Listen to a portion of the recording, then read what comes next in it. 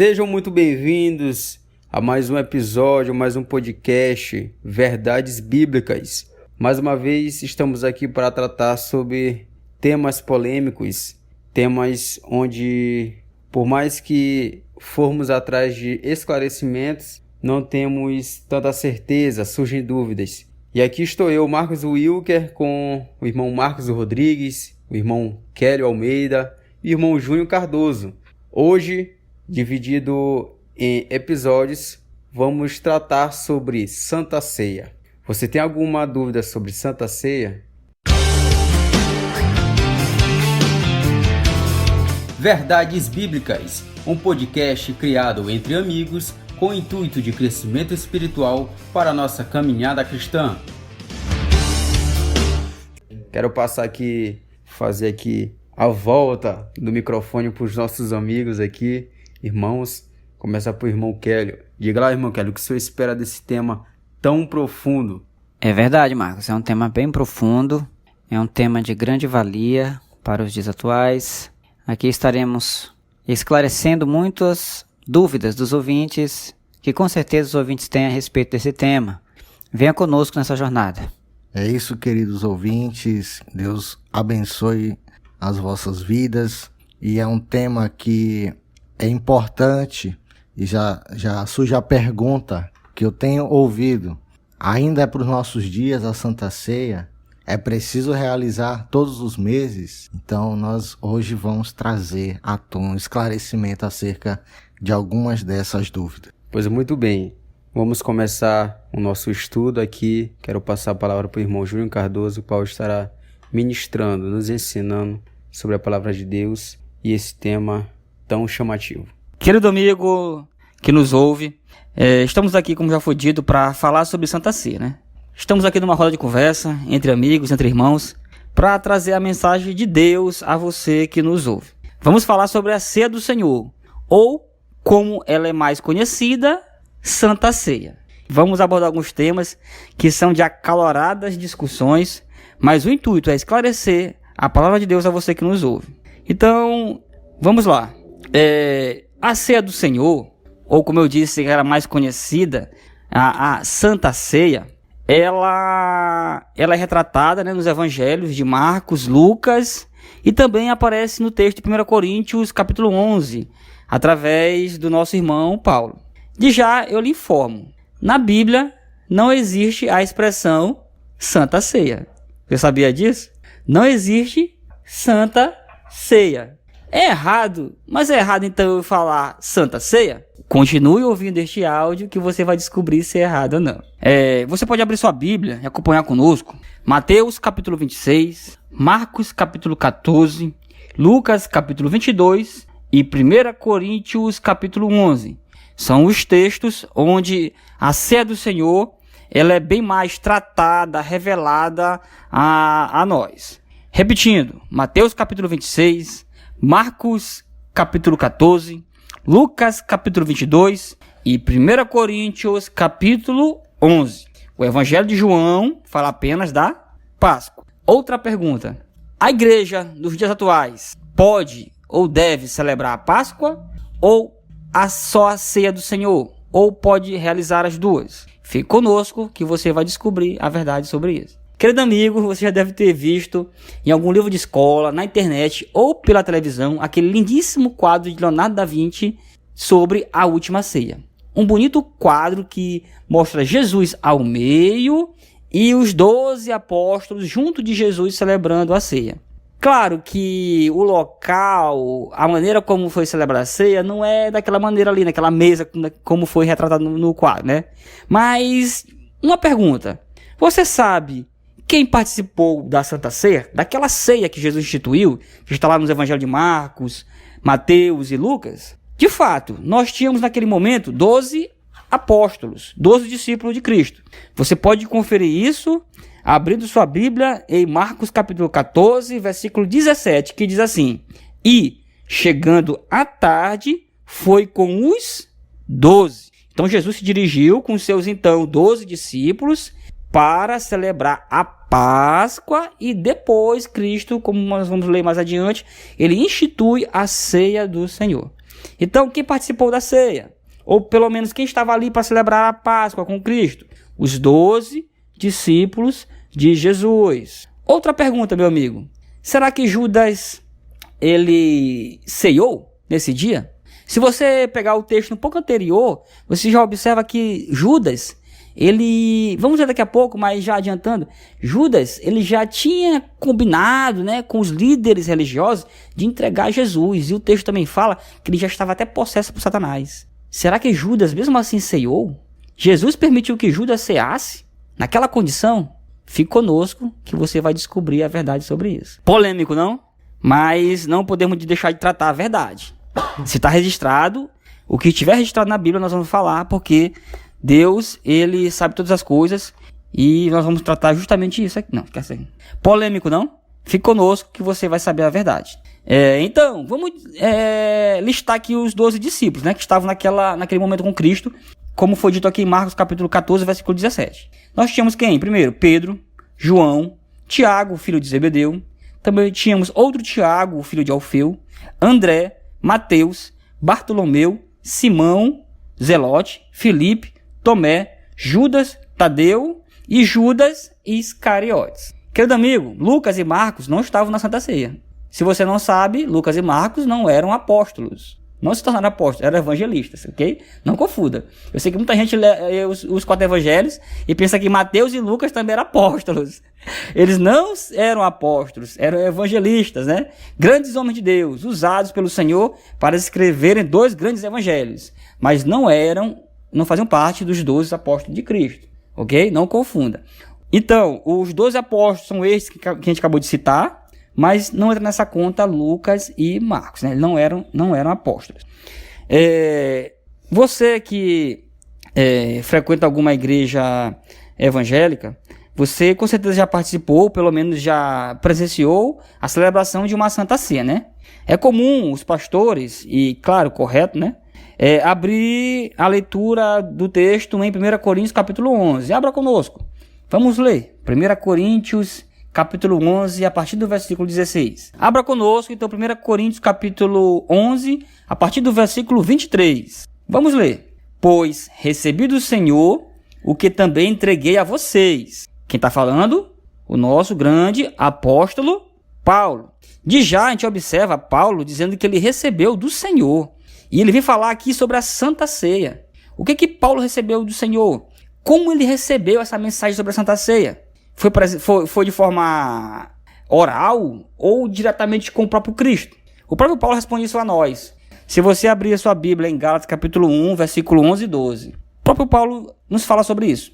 Irmãos, quero que saibam que o evangelho por mim anunciado não é de origem humana, não é do próprio Paulo, ou ele não ouviu de terceiros isso. Não recebi de pessoa alguma. Ele mesmo diz, é muito claro nisso. Nem foi me ensinado. Ao contrário, eu o recebi de Jesus Cristo por revelação. Então, Paulo, a mensagem que ele traz aqui à igreja de Corinto e a nós, é uma mensagem revelada do próprio Cristo. Por isso que aqui em 1 Coríntios capítulo 11, versículo 23, ele diz, pois eu recebi do Senhor os ensinamentos de como celebrar a Santa Ceia. E nesse texto aqui ele escreve à igreja de Corinto e a nós, como a Santa Ceia deve ser celebrada. Porque ele obteve esse conhecimento por revelação de Cristo. Pela revelação do Senhor, né? Sabemos que após a conversão, Paulo, ele tirou um período de 3 anos no deserto da Arábia. Ele se retirou, né? Para estudar, para meditar, para orar, para conhecer a Deus. Nesse momento de retiro, antes dele se lançar ao ministério, Paulo ele foi ensinado por Cristo. E uma das coisas que Cristo o ensinou foi sobre como celebrar a Santa Ceia. Então, digamos que Paulo é uma testemunha oral porque ele ouviu do Senhor. Cristo revelou a ele. Então ele ouviu do próprio Cristo a mensagem que ele deveria posteriormente levar à igreja de Deus espalhada por todo o mundo. Na verdade, por aquela igreja que ele iria fundar pelo todo o mundo. E a mensagem revelada de Cristo a Paulo é essa que a gente traz nessa noite para você. Continuando a leitura, em 1 Coríntios capítulo 11. Que o Senhor Jesus, na noite que foi traído, tomou o pão. Então o que? Como foi dito anteriormente, a Páscoa celebrada por Cristo, onde Judas estava presente, foi naquela noite onde Cristo seria entregue à prisão, a ser chicoteado e a ser crucificado, né?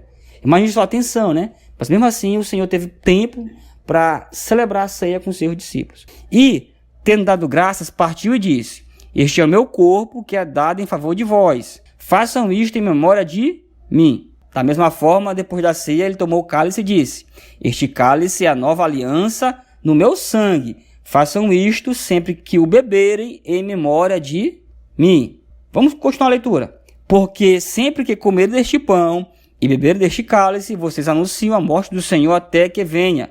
Portanto, todo aquele que comer o pão ou beber o cálice do Senhor indignamente, aqui é polêmico, né? Muita gente interpreta essa palavra aqui de forma errada. E nesse podcast nós vamos traduzir para os nossos queridos ouvintes qual é a maneira correta de se interpretar a questão do indignamente, que é tanto falado, né? Será culpado de pecar contra o corpo e o sangue do Senhor. Examine-se cada um a si mesmo, e então coma do pão e beba do cálice. Pois quem come e bebe sem discernir o corpo do Senhor, come e bebe para a sua própria condenação. Por isso há entre vós muitos fracos e doentes, e vários já dormiram. Mas se nós tivéssemos cuidado de examinar nós mesmos, não receberíamos juízo. Quando, porém, somos julgados pelo Senhor, estamos sendo disciplinados para que não sejamos condenados com o mundo. Portanto, meus irmãos, quando vocês se reunirem para comer, esperem uns pelos outros. Se alguém estiver com fome, coma em casa, para que, quando vocês se reunirem, isso não resulte em condenação. Quanto ao mais, quando eu for, darei instruções a vocês. Então essa passagem aqui, não toda ela, mas até a questão do partir do pão e do vinho, ela é lida quando é celebrada a Santa Ceia, né? Porque é uma mensagem que ela sintetiza tudo aquilo que Cristo queria que os discípulos e a igreja fizessem nos dias atuais com relação ao momento de celebrar a Santa Ceia. E nesse texto que a gente leu, a gente já começou a comentar, mas tem várias revelações sobre isso. Primeiramente, como foi dito, esse ensinamento Paulo recebeu direto do Senhor através de revelação, né? Aqui também revela muitas outras coisas. Por exemplo, no versículo 23, é até engraçado isso, né? Fala no final do versículo 23, tomou o pão, né? Versículo 25, da mesma forma, depois da ceia, ele tomou o cálice e disse: Este cálice é a nova aliança no meu sangue. Façam isto sempre que beberem em memória de mim. Cristo, nesse momento da celebração da ceia do Senhor, ele fala de uma nova aliança. Se existe uma nova aliança, é porque existia uma antiga. Que antiga aliança é essa? Que Cristo está substituindo com esse novo momento com os seus discípulos e deixando para a igreja também praticar. Essa nova aliança, você pode conhecê-la lá em Êxodo capítulo 24, versículo 2. Abra sua Bíblia, acompanhe conosco, pare o áudio, abra sua Bíblia e leia conosco a mensagem. Essa antiga aliança que Cristo está substituindo agora, nesse momento da Santa Ceia, que ele já iria substituir ali com o seu sacrifício, querido amigo, Cristo está citando uma nova aliança. Então é porque uma antiga aliança estava sendo substituída.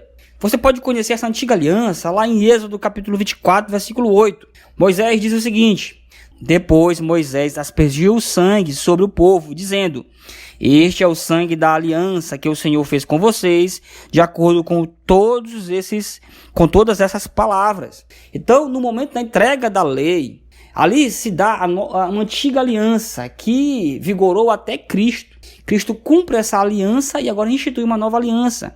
E a Santa Ceia é um símbolo de uma nova aliança que a Igreja do Senhor tem com o seu Mestre, com o seu Senhor, que é Jesus.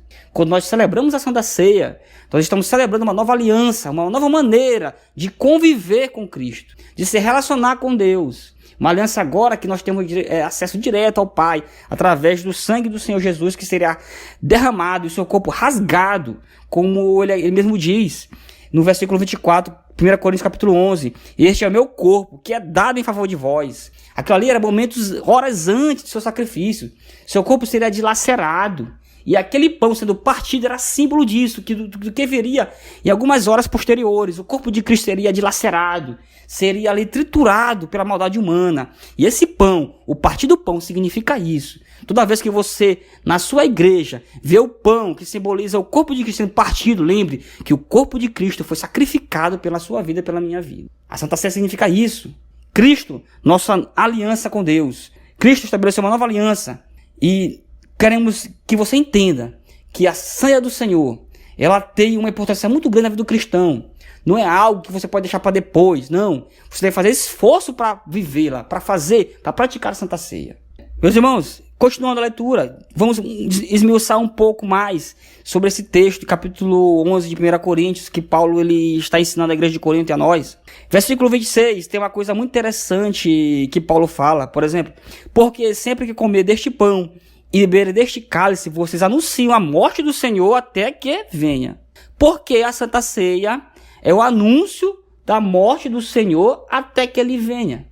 Talvez de uma leitura corrida isso passe despercebido, mas o que será que significa isso? Queridos amigos, o que é a Santa Ceia? Para os protestantes, a Santa Ceia é uma ordenança, né? Foi instituída por ordem de Cristo para que seja praticada. Similarmente, a Igreja Católica chama também de ordenança ou sacramento. Mas eu creio que para um grupo ou outro, o que ela está significando que Cristo ordenou que ela fosse praticada, né? Que ela fosse praticada. Então, como eu disse, a Ceia do Senhor, ela foi instituída pelo próprio Cristo no momento de celebração da Páscoa judaica. A Ceia do Senhor, ela foi instituída pelo próprio Cristo na noite em que ele seria traído por Judas Iscariotes e no dia que os judeus estavam celebrando a Páscoa judaica.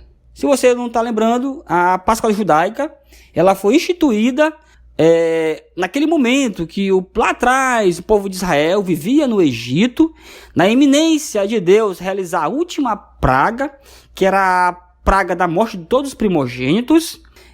Deus ordenou que o povo de Israel, ao final da tarde, sacrificasse um cordeiro. Uma família poderia sacrificar um cordeiro para ela mesma. Se a família fosse pequena, poderia reunir com seu vizinho para sacrificar o cordeiro. Eles deveriam celebrar essa Páscoa assim, bem vestidos, bem trajados, como se fosse fugir, né? De fato fugir, e comer apressadamente e não deixar nada para outro dia. Não é isso? E naquela noite, você sabe que o anjo do Senhor ele passou e nas casas onde estava marcado nos umbrais, o sangue daquele cordeiro ele passou por cima. É uma coisa interessante esse evento, porque imagine o seguinte: o que evitou que o anjo matasse uma pessoa, o primogênito, numa casa? Era simplesmente o sangue daquele cordeiro passado nos umbrais. Imagine só, se uma casa que tivesse o sangue passado nos umbrais, se naquele momento que o anjo passou, tivesse um homicida naquela casa, e ele fosse o primogênito da sua família, ele não seria morto. Ele não seria morto. Porque o sangue do cordeiro estava lá naquela casa. Imaginando o contrário. Uma casa judaica onde tivesse um primogênito lá dentro, mas não tivesse passado o sangue nos umbrais. E dentro daquela casa o primogênito fosse uma pessoa correta, não um homicida. Aquele primogênito seria morto. A salvação, ela não depende da qualidade da pessoa. A salvação, unicamente simbolizado naquele sangue passado nos umbrais, ela não depende do mérito pessoal. Nunca dependeu. Nem naquele momento da lei, muito menos aqui na graça com Cristo. O que livra o homem da morte é o sangue de Cristo, simbolizado naquele evento da Páscoa pelo sangue do cordeiro passado nos umbrais. Nós podemos entender aquele momento como se fosse algo coletivo, né? Por exemplo, poderia ter várias pessoas numa casa, mas aquele sangue no umbral daquela casa livrava todo aquele coletivo de ser morto. Hoje a salvação é individual. Se a pessoa não tiver a marca de Cristo, não importa se na tua casa tenha pessoas com a marca de Cristo, você não está livre da morte eterna. A salvação que era coletiva, simbolizada por as pessoas dentro da casa e o sangue passado nos umbrais, hoje a salvação ela é individual. Você precisa ser marcado pelo sangue de Cristo. O sangue de Cristo precisa estar derramado na tua vida. Lá atrás, precisava passar nas portas. Hoje, você precisa ser lavado pelo sangue de Cristo, para ser livre da morte eterna. Com base nessa verdade, amado ouvinte, nós podemos perceber o seguinte, que no senso comum, se você vê uma velhinha de 80 anos, que ela não faz nenhum mal a ninguém, ela não fuma, ela não faz nem mal a si mesma, ela não fuma, ela não bebe, ela tem paz com seus vizinhos, ela é uma boa pessoa, não briga com ninguém, não fala mal de ninguém, ajuda os pobres. Quando essa velhinha parte para a eternidade, a maioria das pessoas, né, pelo senso comum, vão acreditar que ela foi para o céu, simplesmente com base nas suas obras, porque ela era uma pessoa boa, era uma senhora caridosa. Mas e se essa velhinha ela não crê em Jesus, né? Se essa velhinha ela não teve seus pecados limpos no sangue de Cristo, se ela não creu, será que somente a bondade dela seria suficiente? A gente viu aqui com o irmão Júnior que não é suficiente. Então nós precisamos limpar os nossos pecados no sangue do Cordeiro. Nenhum de nós podemos deixar esse mundo sem que os nossos pecados tenham sido perdoados, tenham sido lavados pelo sangue de Cristo, entendeu? Então todos aqueles que têm seus pecados ainda não lavados correm um grande risco, viu, amado ouvinte? Então, sugiro a você que ainda não entregou sua vida a Cristo, não importa o quão bom você seja, quão bom eu seja, quão bom nós sejamos, a nossa bondade ela não é suficiente para lavar os nossos pecados. Somente Cristo tem o poder de lavar os nossos pecados, de nos limpar e de nos dar a salvação. Tá ok? Amém. Nós estamos falando aqui sobre a Páscoa porque ela tem muita analogia com a ceia do Senhor. Como foi dito, Jesus celebrou a Páscoa, vamos ler daqui a pouco, e logo em seguida celebrou a Santa Ceia. Podemos traçar alguma analogia entre Páscoa e Jesus Cristo, por exemplo. Lá na Páscoa, o sangue daquele cordeiro salvava o primogênito, porque o primogênito estava correndo risco de vida. Aqui, o sangue de Jesus ele salva o homem da ira de Deus. Lá na Páscoa, o cordeiro sendo morto substituía o primogênito. Aqui Cristo, ele é capaz de substituir toda a humanidade, se todo homem confessar a Cristo como Senhor e Salvador. Lá na Páscoa, o cordeiro deveria ser sem mácula. Aqui Cristo era sem pecado. Ele viveu nessa terra sem qualquer pecado. Lá na Páscoa, aquele cordeiro identificava os israelitas. Aqui, em Jesus, a ceia que ele instituiu, ela identifica todos aqueles que são deles. E corroborando com o que o irmão Júnior está falando, amado ouvinte, é interessante que Jesus ele foi o cordeiro pascual perfeito. O cordeiro, como ele já disse aqui, era sem defeito, Jesus não tinha pecado. O cordeiro, ele era morto ao entardecer, Jesus foi morto também ao entardecer. O cordeiro que era sacrificado, que ele servia de sacrifício pelo pecado, ele era morto fora da cidade, em um altar chamado altar de sacrifício, que ficava fora. Jesus também, como ele era o sacrifício pela humanidade, ele também foi morto fora da cidade, lá no monte chamado Gólgota, tá certo? Então ele foi o perfeito cordeiro pascual, ou seja, aquele que tira o pecado do mundo. Meu amigo, então, se você quer ser identificado como discípulo de Cristo, você precisa celebrar a ceia do Senhor. Pessoas que se eximem de ceiar estão errando diante de Deus, porque a ceia significa comunhão. Lembra, Jesus reuniu os seus discípulos e celebrou a ceia com eles. Ele queria o que? Comunhão dos seus discípulos consigo, com Cristo. Vamos ler lá o momento onde Cristo ele institui com seus discípulos a ceia, né? Trouxemos inicialmente o texto de Paulo, de 1 Coríntios 11, onde Paulo ele doutrina como a Santa Ceia, a ceia do Senhor deveria ser praticada. Mas vamos ler agora o momento onde Cristo institui a ceia do Senhor. Vamos lá. Você pode abrir sua Bíblia em Lucas, capítulo 22, versículo 7 ao versículo 23. Pare o áudio e abra sua Bíblia e acompanhe conosco. Lucas, capítulo 22, versículo 7 ao versículo 23. Cristo aqui vai celebrar a Páscoa e logo em seguida instituir a ceia. Vamos lá. Versículo 7. Finalmente, chegou o dia dos pães sem fermento, no qual devia ser sacrificado o cordeiro pascual. Jesus enviou Pedro e João dizendo: vão preparar a refeição da Páscoa. Onde queres que prepararemos? Perguntaram eles. Ele respondeu: ao entrarem na cidade, vocês encontrarão um homem carregando um pote de água.